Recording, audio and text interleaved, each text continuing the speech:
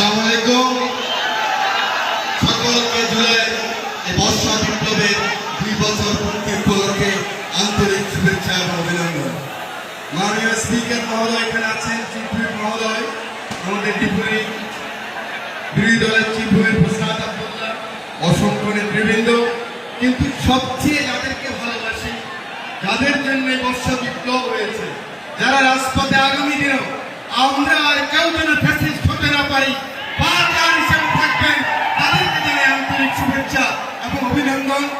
আমরা বারবার যুদ্ধ করেছি, কখনো পরাজিত হইনি, জয়লাভ করেছি, কিন্তু বিজয় ধরে রাখতে পারি নাই। আজকের দিনে আবার দীপ্ত শপথ হবে।